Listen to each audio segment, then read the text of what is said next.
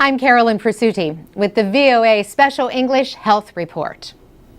In the early 1950s, researchers found that people scored lower on intelligence tests if they spoke more than one language.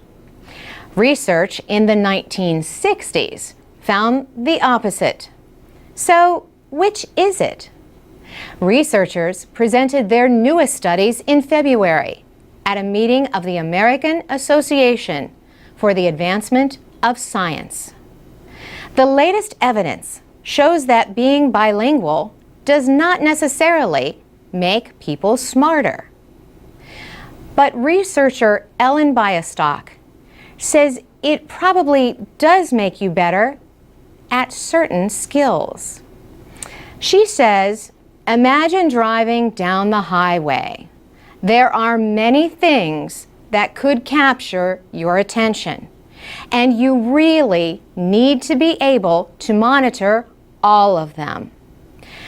Why would bilingualism make you any better at that? And the answer, she says, is that bilingual people are often better at controlling their attention, a function called the executive control system. She says it is possibly the most important cognitive system we have. It is where all of our decisions about what to attend to, what to ignore, and what to process are made. Ms. Bialystock is a psychology professor at York University in Toronto, Canada. She says the best method to measure the executive control system is called the Stroop test. A person is shown words in different colors. The person has to ignore the word but say the color.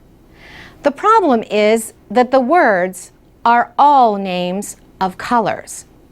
She explains, so you would have the word blue written in red, but you have to say red.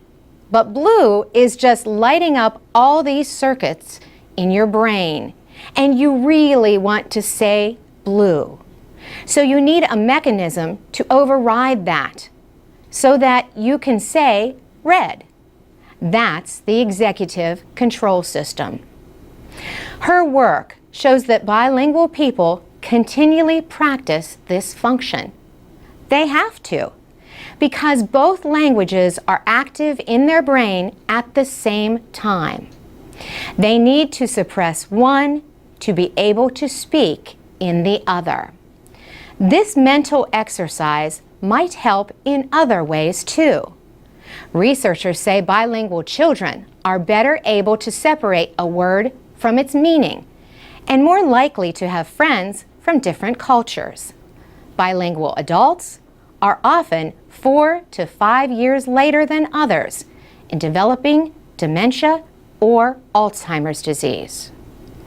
Foreign language study has increased in the United States, but linguist Allison Mackey at Georgetown University in Washington, D.C., points out that English-speaking countries are still far behind the rest of the world.